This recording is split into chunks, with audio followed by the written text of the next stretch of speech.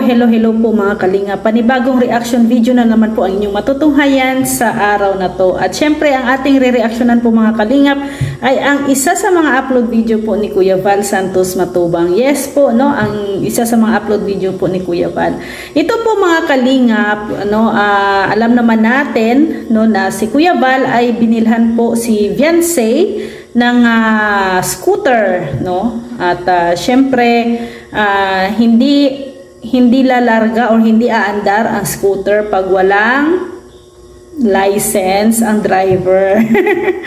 So ano po ito mga kalingap, no? Ang pagbigay po ni Kuya Val ng service kay Viansay ay package, no? Package po ito, hindi lang motor kundi kasama na rin po ang license. Yes po, no, narinig po ninyo, may license po nakasama. So panoorin natin. At syempre, reaksyonan din natin, no, kung ano po ang kaganapan dito po sa upload video na to ni Kuya Val. Magaling nga. Ito namin si Viansay rito. Yan po yung lugar ni Viansay. Yung papa niya po ay meron na pong motor, tricycle. Yes, yung papa niya po may tricycle at yan po ay ano po, no, sinorprise ni Kalingap Rab. Para po magkaroon ng student license. So, bago ang professional license, student muna, no? SP muna ang kinuha. Para po, pag motor sila, meron silang ano po, no, lisensya. Tama, no? Hindi sila hulihin ng LTO, kung sila po nasa highway. Pag mga huli-huli po, mga huli. Yes, lalo na minsan may biglang hulihan diyan, no, may biglang checkpoint. Problema. So mahirap din pag wala kang license na may service ka kasi po ay syempre yung mga ano diyan, yung mga checkpoint, di ba? Ang ambasador po ng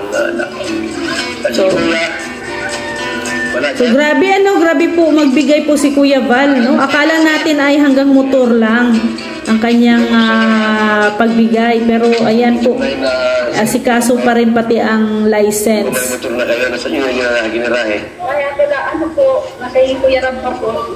Hindi pa, anak ko dito, pinagala. Ano, dadalhin daw po dito po pagpunta na lang. Ito firma lang dito.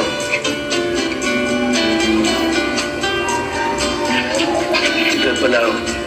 So ayan, no, grabe, no, si Kuya Val po mismo ang nag-hands-on, no, na sa mga ano na yan, sa mga documents na yan, kasi alam niyo mga kalinga, pag ikaw po ang mag-asikaso niyan, grabe ang pila, buong araw ka po pipila sa LTO. Syempre may mga iba pang mga requirements na kukunin. Pero siya dito, yung papa, yung asawa mo, Tapos, so ganyan po talaga, no, magtulong si Kuya Val, no. Itong mga tinutulong po ni Kuya Val, galing po yan talaga sa kanyang YouTube channel. At syempre dagdag na din po yung kanyang mga serye na ginagawa and ang kanyang pagla-live, no. Sa mga live naman, mostly yung mga palipad po, no, yung mga sinishare po ng mga viewers kay Kuya Val. So isa din po yun sa nakakatulong kung bakit po si Kuya Val ay nakakabili ngayon ng mga service, no, ng mga Kalingap Angels. Kailangan namin yun. Namin lang kuha ko sa galit. Iwan ko na ito dito kasi wala naman sila. Kailan sila umalis? Ano yun pong mga alas 7? So, ayan po mga Kalingap, no, sa pagtulong po, no, ni Kuya Val, hindi ka po talaga magsisisi kung ikaw ay supporters ni Kuya Val. Hindi po maano po po yung inyong views, no? Yung pagpanonood niyo po sa kanya, pag-support niyo sa kanya, hindi po masasayang. Kasi po, ayan po, nakikita po ninyo kung saan po tinutulong ni Kuya Val. Masama ka sa Kalingap Rob doon? Opo. So, napakaswerte ng pamilya ni Viancy talaga mga kalingap kasi nga po, 'di ba?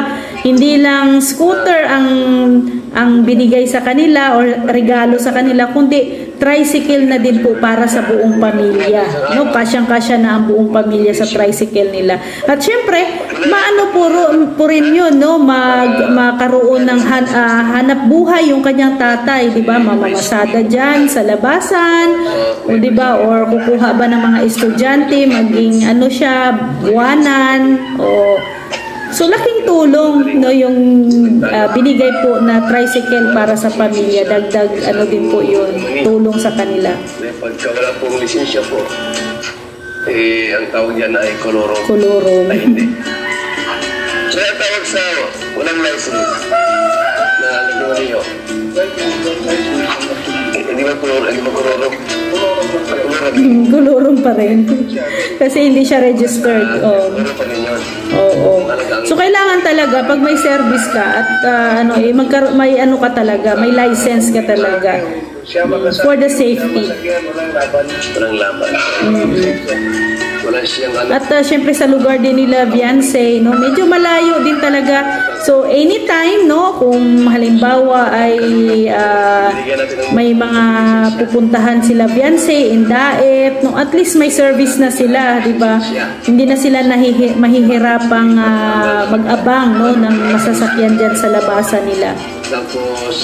Kaya laking tulong po talaga at syempre sana po ay suportahan po natin palagi ang channel po ni Kuya Val, ni Kalinga Prab, no, para po ay mas marami pa po silang matutulungan, no?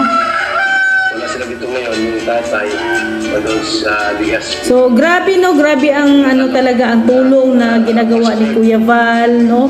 Siyempre, sino ba naman, no, sino ang mga nakikilala natin ngayon na nagbibigay ng mga ganitong mga regalo, di ba? So only Kuya Val lang, di ba? So, yung motor, worth magkano yun? Yung tricycle, magkano din yun? Diba? So, kaya, laking tulong. At yun talaga ang priority nila, Kuya Val, na makatulong po sa pamilya. So, kaya maraming salamat talaga sa mga supporters, no, mga viewers.